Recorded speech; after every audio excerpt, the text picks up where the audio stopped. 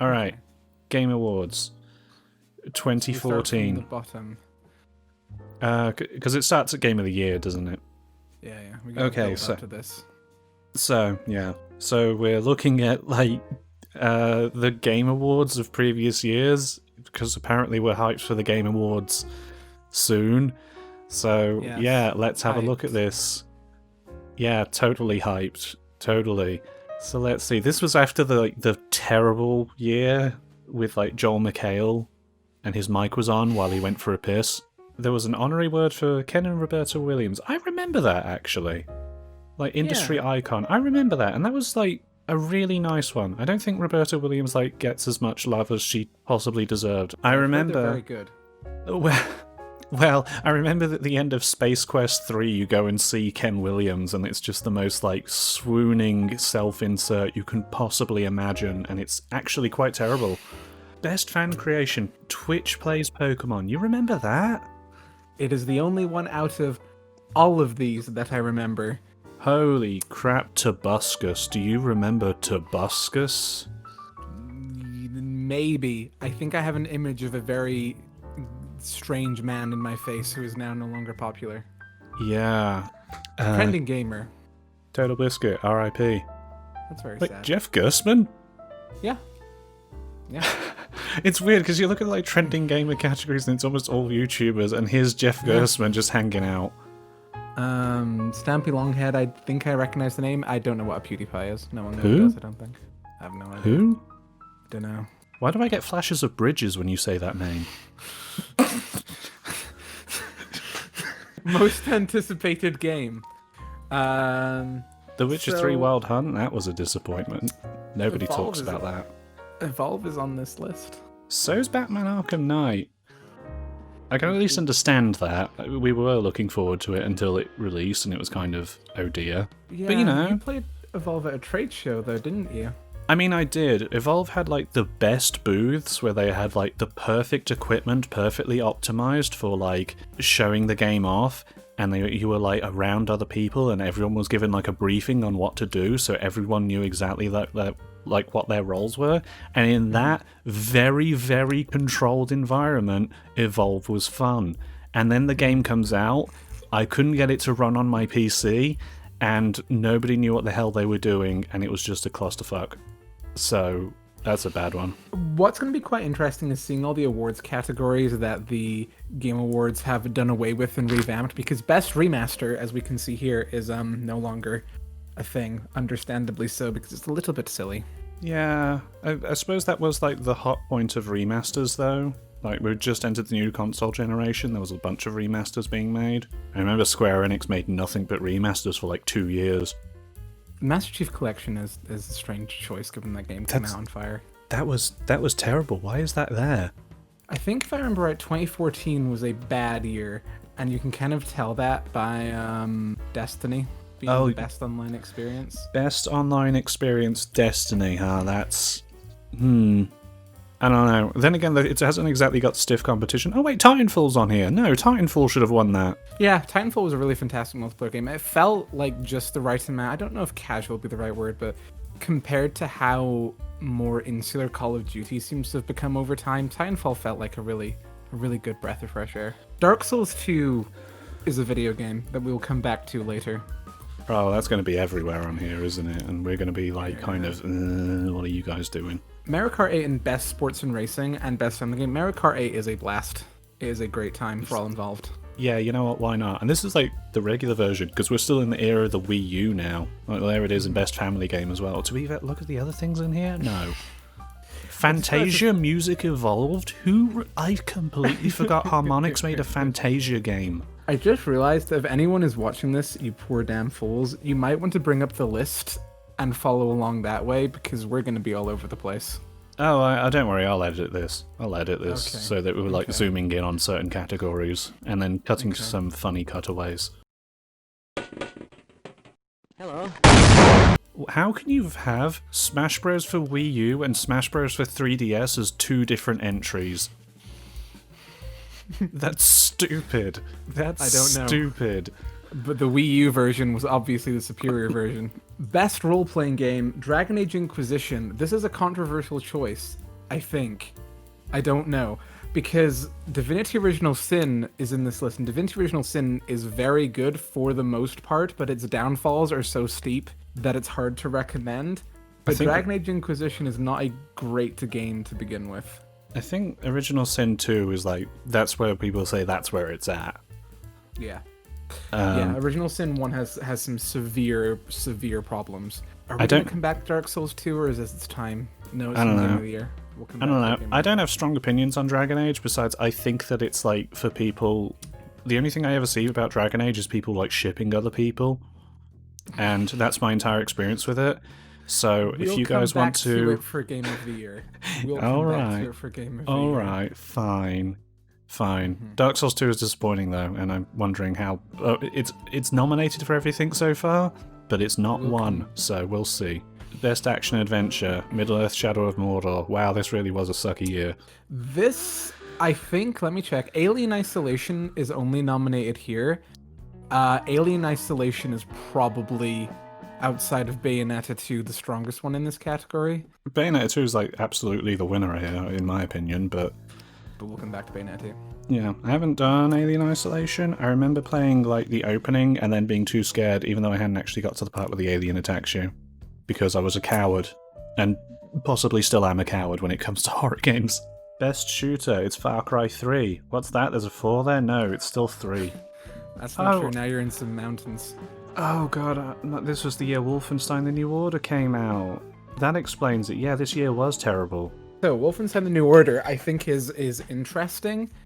It's a little bit all over the place. But out of all of these games, it's doing the most interesting and unique and strange things. It's like the birth of like bringing back old shooters. Or at least, like, maybe not the birth, but it's like, it's the one that gave this idea like a really big kick up the bum. It's a shame that this was the only good one. Games for Change is a weird category. I actually don't have any objections to it. I know there's going to be people who are like, it's the SJW category, and they can fuck off. I don't quite know how to say this. I wish it felt less like here's a little box for all the progressive games and we'll ignore them the rest of the time. Because I think Never Alone, which is I think it's an Inuit or Native American game that's also really quite sweet and interesting and would have a place outside of this category. Same with this War of Mine, same with Valiant Hearts, but they kind of just get put in this little box in which they are the games that have progressive themes or considered themes or are trying to be more socially considerate. And then they are just trapped there for the rest of time. I will say, this like gets renamed into Games for Impact at some point. Valiant Hearts being on here, because it's like we're depicting the First World War in an emotional core sort of way. I don't remember the game. I think I've gone through it. And this War of Mine, those are two like different categories, because normally I see like Games for Change as like, and now we're going to sensitively tell the stories of like some minorities. Mm-hmm. I think that, like, as you say, it's like we're checking boxes here, but those are two very different kind of, they've got like a rougher edge to them than I think appears later. Best performance is hilarious because Kevin Spacey is in it. Oh my god. Oh my god, that's terrible. Let's now move on and not. Oh wait, Trey Parker won. That's amazing. We all know it's so you could have Trey Parker walk up on stage, I think is the reason. To be fair, actually, looking it over, I don't know what I would put above Trey Parker in best performance. Troy Baker voices the main guy in Middle-earth. Yeah, he's insufferably boring. Best score soundtrack. Right. Destiny. Is it? Oh my god, they credit Paul McCartney. They credited Paul McCartney. Best score soundtrack. So, I actually think it's Transistor. Transistor is the best, maybe in the history of video games, the best soundtrack that deserves to be attached to a better game. because Transistor, I liked Bastion quite a bit. Transistor was so thoroughly disappointing, and I think we'll come back to it for best independent game, so I don't want to say too much, but the soundtrack Transistor it's very so Bastion was very earthy. This is a bit more cyberpunky and a bit more growly, but it's got like a real sense of style to it, like all of the Supergiant soundtracks do. And I think Transistor is just very underrated in terms of its soundtrack. I don't know any of these soundtracks. I didn't even know Sunset Overdrive had a soundtrack personally, but You just thought it was like just punk noise begins to play when you start to like Yeah. throw vinyl records at people. I literally just thought it was some 41 songs played slightly harsher than they needed to be. I don't know why I haven't played Sunset Overdrive. I love Insomniac. Yeah, just but nobody never loves Sunset Overdrive. Well, it was exclusive to the Xbone for a while, and I was like, nah. And then it comes on PC, I'm like, oh, I've already moved on, thanks. Best narrative. This was a bad year for narratives. I think it's very interesting that Dragon Age Inquisition was in Best RPG and is going on to win Game of the Year, spoilers, and was not in Best Narrative. Your RPG doesn't have a good story, and it still wins? That's nonsense. 2014 was a dark time for video games. You're literally beaten by Wolfenstein The New Order, which... that game can't decide whether it wants to be a serious, grim narrative and exposition on the horrors of war and a pulpy, fun action blah-de-blah, which would destroy the series. Valiant Hearts, I will give credit for ambition and for having a real sucker punch of finale, but apart from that, it's sometimes a bit too cute and charming for its own good. I hear people like The Wolf Among Us. I never played it. I think The Wolf Among Us has a very good first 2 episodes. Walking Dead Season 2 actually has some good moments, but it is... I know some people accuse the first game of being misery porn, and I never quite felt that way. Walking Dead Season 2 is miserable, and not in a harrowing way, and not in a insightful way. It is a long trudge through unhappy situations getting worse without any real catharsis. Nice. Best mobile handheld game. I don't know what a phone is, and I broke my 3DS. Hearthstone. Hearthstone came out in 2014. It feels like it's always been with us. Bravely Default, Monument Valley, Threes. I still have that on my phone. Threes should have won. I literally have not seen any of these others like since they came out, but I still have Threes on my phone, so fuck it. It should be Threes. Yeah, Bravely Default I would maybe pitch for, except the last section of that game is much like The Walking Dead Season 2, a miserable trudge fest, except it's gameplay mechanics this time. The sequel is finally coming out. Or is it has it already come out? What sequel, Jack? There was already Bravely Second. Best independent game. I don't think anyone can dispute Shovel Knight as being a wonderful, joyous pixel bag of fun. Yeah, and they like update. Didn't they only just recently stop updating it? Yeah, like good Shovel on them. Shovel Knight is just, there is no disputing it as good for everyone. Broken Transistor. Sorry, we'll do Broken Age first. Broken Age is on here, and like, oh dear, that's I don't think anyone can necessarily call it bad, but boy, that was $3.5 million or $3.3 million or however many millions of dollars that was raised for it, and it's just like, wow, why? The potential... So I've never played Broken Age. What I understand is that Act 1 ends with the killer cliffhanger that Part 2 utterly fails to capitalize on in any way. Mm-hmm.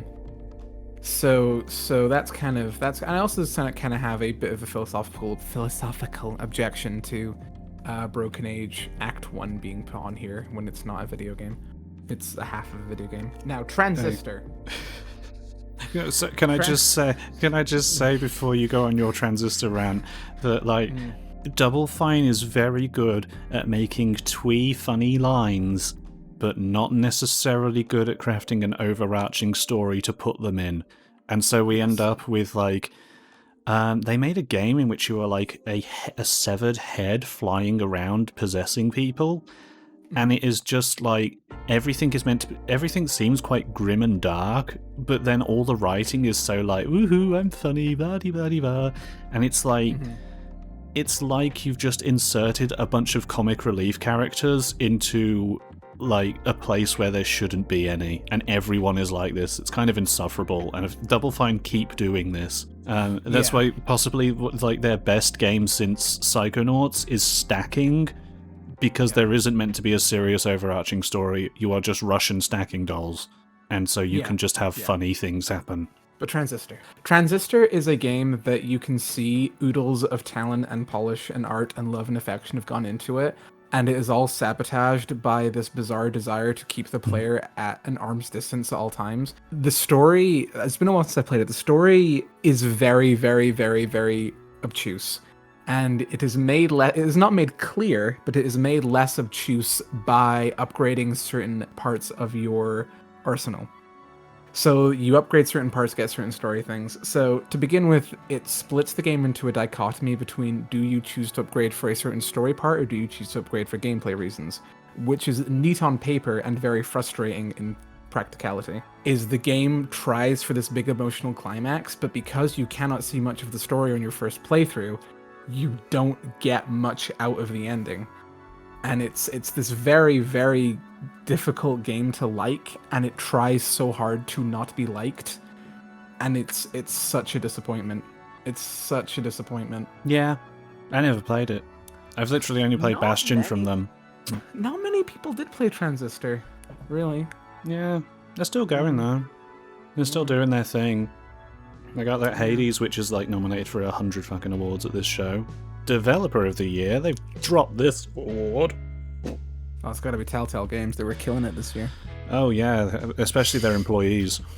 Oh god, Game of the Year. I was just want to say Nintendo's winning, and they're like they're Mr. Popular right now.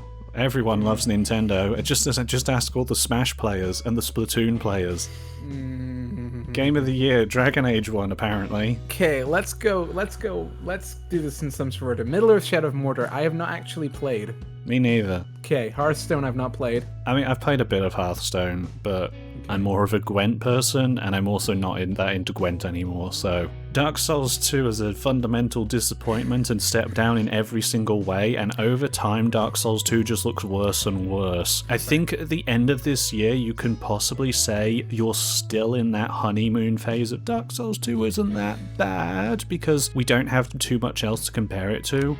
But after Dark Souls 2 comes out, we get Bloodborne, and then later we get Dark Souls 3, and there's just all these big boys around little boy Dark Souls 2, and all of a sudden, all the armored enemies are really noticeable now. All those, like, dodgy hitboxes are completely unforgivable. It suddenly becomes this, like, terrible, terrible mess of a game that, you know, you can argue still isn't bad, but it's still, like, the runt of the litter. It is this red-headed stepchild of a game. Dark Souls 2 is interesting simply because it occasionally doesn't feel like the same developer. It feels like a game that was inspired by Dark Souls rather than a Dark Souls sequel. It's literally like, if you had called this Lords of the Fallen, I'd be like, oh yeah, that was Lords of the Fallen, alright. Story about, like, giants invading this kingdom, and, like, this, like, king and queen having, like, a dispute or whatever. Yeah, that was Lords of the Fallen, sure. But no, it's Dark Souls 2, and it says a lot that all of its lore, bar, like, a few light lines, is, like, dropped like a rock for Dark Souls 3, and it's just basically aping off of Dark Souls 1 for the third installment. I can picture Lordran from Dark Souls 1 relatively clearly from sort of a bird's eye view, and it feels like a landmass. Dark Souls 2 just becomes scrambled mush in my brain. Like, none of it connects, none of it goes anywhere, none of it has a meaningful progression. The usual defense of Dark Souls 2 is all of the build variety. But the build variety sacrifices a lot of other builds, because if you're a dex build, you'll struggle. If you're a big two-handed build, you'll struggle. If you've got a mace, though, you're fucking tight. The two-handed builds will definitely struggle because they've screwed up the targeting, so you'll just keep missing all the time. If you're daring to move at the same time as your attack. So yeah, everyone's just using a mace and bummy knocker in everyone's knees. Bayonetta 2. Bayonetta 2 is possibly the best hack-and-slash combat that has ever been put into a video game. Bayonetta 2 is still better than DMC5. I'm not so sure about that. They are like dead heat competing. You just don't like DMC5 because you have to play it twice. Like the second time around is like when you've got all the like tricks of the combat unlocked for you, and that's when it just gets perfect. Bayonetta 2 was gracious enough to give me a full experience on my first playthrough. Yeah, but everyone knows that DMC5 is all just leading up to Bloody Palace. Dragon Age Inquisition sucks. I don't know anything about it. Dragon Age Inquisition does not suck. I was not disliking Dragon Age Inquisition. However, I had a bug in which whenever I went from the home base to the field and then go back to the home base, there would be a very annoying drum sound that would keep looping. It would fix itself if I reloaded the save. However, the fact that I chose to instead stop playing the game is indicative of how little impact Dragon Age Inquisition was having on me. And I think it's a shame, because Dragon Age Origins, when it came out, felt very impactful and has a big cult following. Yeah. Dragon Age 2 is a disaster. Dragon Age 2 is genuinely very bad. I think the big thing for me is that no one really remembers Dragon Age Inquisition anymore. Yeah, which is a shame, because it's actually not bad.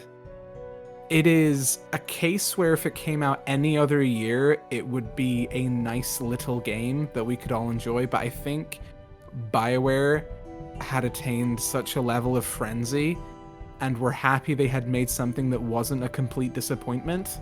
So Dragon Age Inquisition snuck through, and in a weak year it got to the top. But the game itself has quite a bit of character customization. You can be a bunch of different races, by which I mean it's a fantasy game, so you can be human with pointy ears, or short human. So the dialogue choices are still a bit simple, but there's a lot of them. You know, it's a lot more dialogue options than you get in Mass Effect 3, which really curtailed them. The combat's alright. It looked very good for the time.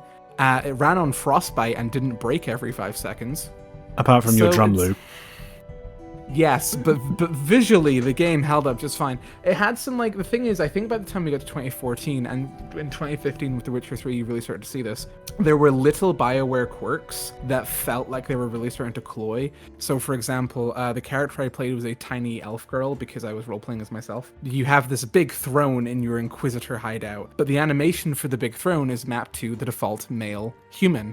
So this tiny 5'2" elf girl was sat there, her arms splayed out on the chair, her legs spread wide open, leaning back like the king of the castle, and it looked ridiculous. And that sort of disparity between character personality and character animation were the little things that I think really sunk this game.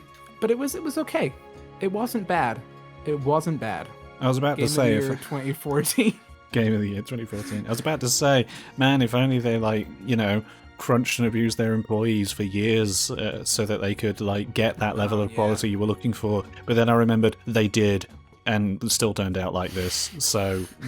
Are you saying it's okay to crunch and abuse employees as long as they get results? No, I'm not saying that, but the gamers are saying that. Shall we move on to 2015? Yes.